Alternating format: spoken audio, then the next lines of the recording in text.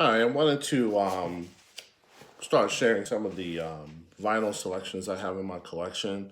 This is going to be a quick 8 or 9 minute video, and there'll be some future videos for sure of some vinyl stuff that I have in my collection spanning over various genres.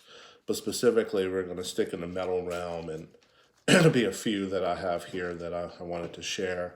First one I have here is Candaria on vinyl, and this is the Toying with Insanities Volume 2 vinyl that they released. And this is on the red vinyl, which is pretty cool. And also, actually, they were kind enough to send me a guitar pick from the guitars to go along in that package. And this album is definitely experimental for Candaria. I mean, they are known for their hardcore slash death metal slash jazz slash hip hop uh, experimental sound. But this album, and also all of the albums within the collection, because there's three different parts, is all experimental.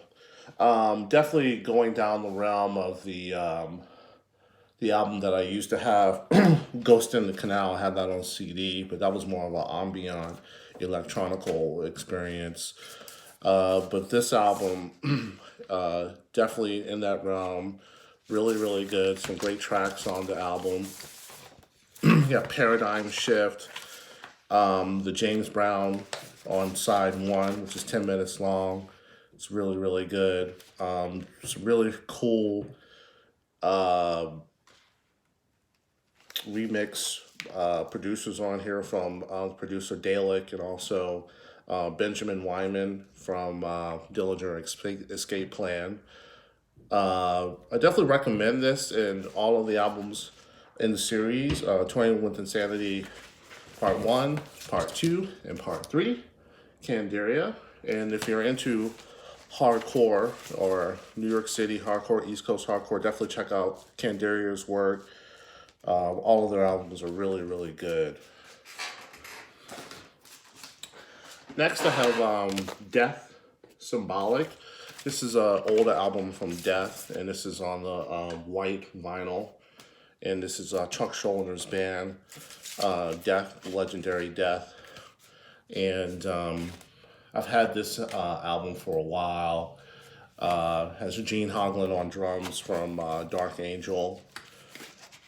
And Death, to me, they really, really exemplified a serious interest in jazz. You could tell those guys had chops, jazz chops, and was influenced by artists like Chick Corea, but really, kind of implemented their sound into death metal, which was groundbreaking. And not a lot of other bands were doing that back then, and they're definitely not doing it now.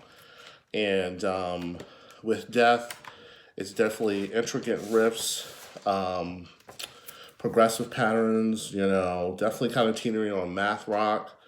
Uh, Chuck Schuldner, the lead singer, of course, he passed away years ago, but great innovator, worked with a lot of class musicians over the years. And this particular album, coming right after the Individual Thought Patterns album, the sounds on it are definitely around the same, same type of sound. Crystal Mountain, Symbolic, Zero Tolerance. And if you are, have an inkling of interest in metal or death metal or speed metal or thrash, you definitely want to check out Death. Finally, I have something from kind of the new school. We have HO99 Horror. This is the United States of Horror album. This is also on color vinyl, yellow color vinyl. These guys are more like the industrial hip hop realm, and they draw influences from bands like Nine Inch Nails and Skinny Puppy and Ministry, and they do sound like a lot like death grips, that group Death Grips, I was lucky enough to see them with Faith No More about 2 or 3 years ago here in Los Angeles at the Wiltern.